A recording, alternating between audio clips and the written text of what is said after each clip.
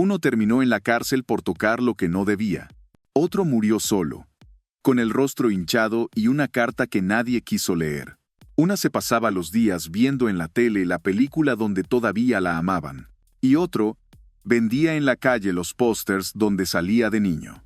Fueron estrellas infantiles del cine de oro, ídolos que México adoró con una mano y empujó al abismo con la otra. Los explotaron, los usaron, los olvidaron, y cuando crecieron, ya no servían. Se arruinaron entre drogas, traumas, delirios, psiquiatras, arrestos, no porque fueran débiles, sino porque los hicieron pedazos antes de aprender a defenderse.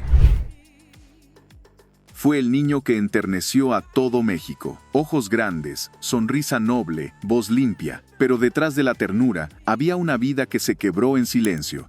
Años después de su gloria como Pulgarcito, Cesario fue arrestado, no por drogas, no por robo, por abuso sexual contra su propia familia. El caso estremeció a quienes todavía lo recordaban con nostalgia y dejó en shock a quienes no sabían que aún vivía. Cuando entraron a su casa, encontraron imágenes religiosas por todas partes y una Biblia abierta sobre la mesa, como si eso pudiera borrar lo que había hecho. No fue solo el crimen, fue el contraste brutal, del niño que salvaba a su madre en pantalla, al hombre que arruinó vidas reales. No volvió a actuar, no volvió a salir, solo quedó el silencio, y una película que ya nadie quiere volver a ver. Tenía una voz que paralizaba multitudes. A los 12 años ya llenaba teatros, daba giras, cantaba con reyes y hacía llorar a medio continente. Pero cuando le cambió la voz, le cambiaron la vida. El público lo soltó. Los contratos desaparecieron y él, sin saber qué hacer fuera del escenario, se perdió. Alcohol, cocaína, relaciones violentas y una celda fría en donde pasó sus mejores años. Joselito cayó preso por tráfico y consumo de sustancias. Dijo que lo hacía para olvidar, para dejar de oír la voz del niño que fue. Salió de prisión viejo, roto, irreconocible, con una mirada sin música y unos pulmones que ya no servían. Hoy vive lejos, en silencio. Dice que ya no canta, que ahora solo escucha, pero nadie le pregunta qué.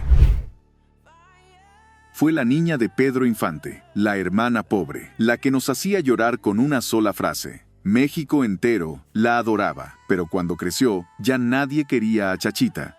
Intentó reinventarse. Hizo teatro, televisión, doblaje, pero el estigma de eterna niña la seguía a todas partes. Le ofrecían papeles pequeños, mal pagados, sin peso.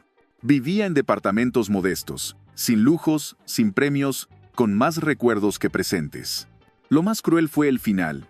Murió rodeada de sus cosas, pero lejos del foco. La televisión apenas mencionó su muerte. El país que la vio crecer ni se enteró. Chachita se fue sin escándalo, sin titulares, como si nunca hubiera estado. Pero ahí están sus películas, sonando cada tanto, con esa voz infantil que ya nadie recuerda a quién pertenecía. Le decían el Tom Sawyer mexicano. Rápido, simpático, cara de travieso, perfecto para las comedias familiares de los 50. Pero cuando llegó a la adolescencia, el cine dejó de buscarlo.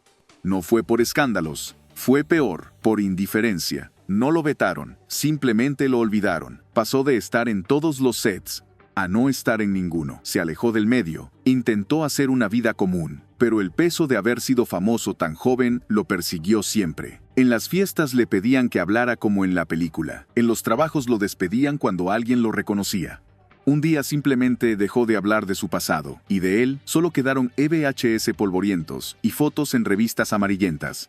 Nunca se supo si lo eligió o si el cine lo echó. Tenía cara de inocente y una mirada que podía romperle el alma a cualquiera. En Camino de la Vida, su actuación fue tan real que muchos pensaron que no estaba actuando.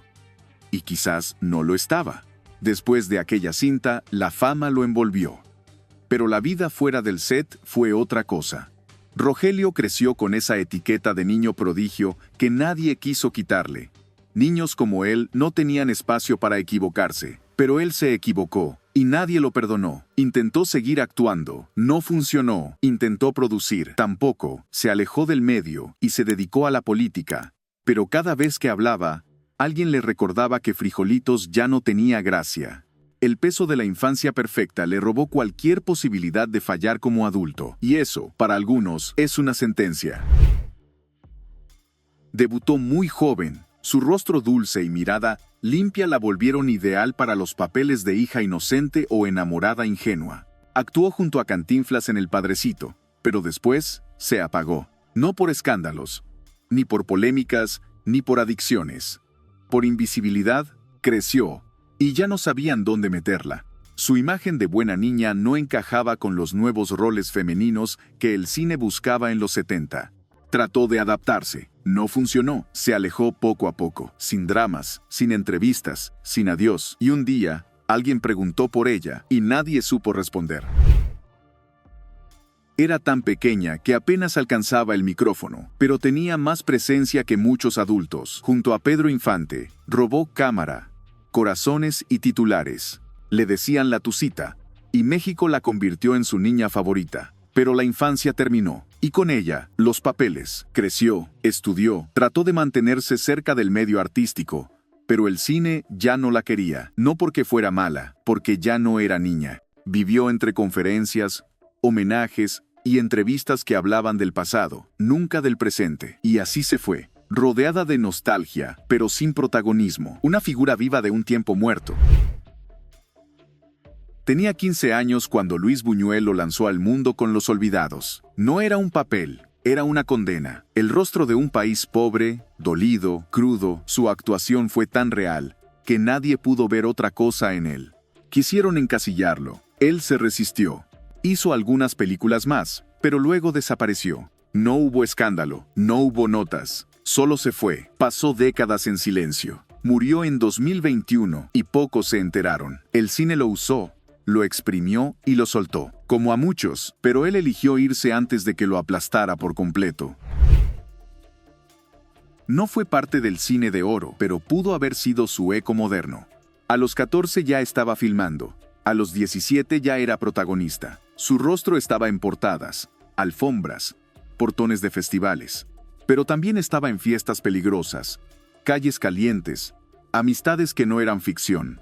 En 2009, con solo 18 años, murió a balazos durante un enfrentamiento con la policía.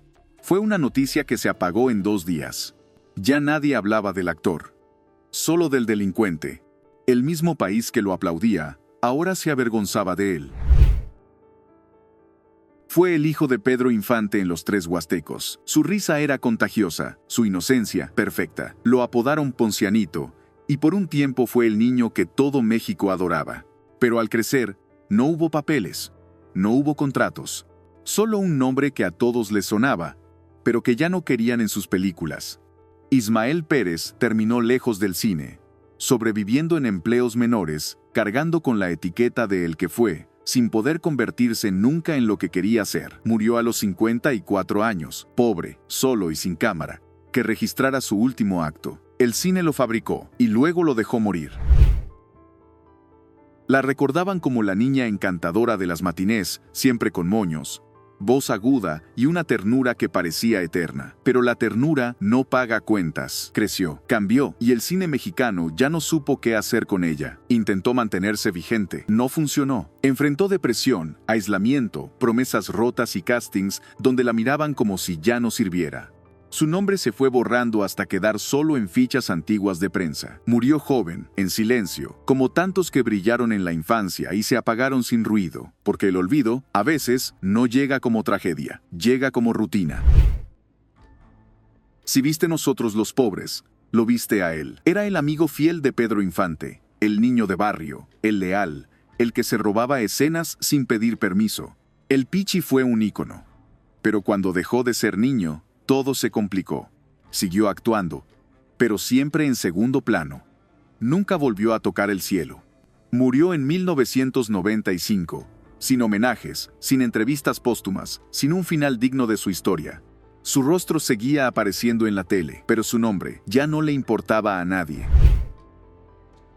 No murieron todos, pero todos perdieron algo. La infancia que se vendió en taquilla, la identidad que se quedó atrapada en un personaje, el cariño del público que se evaporó en cuanto se acabó el crédito final. Ninguno pidió ser famoso, solo dijeron acción, y el resto fue un juego que terminó demasiado pronto. El cine los hizo, pero nunca aprendió a cuidarlos, porque aquí, cuando un niño ya no sirve para la historia, se borra.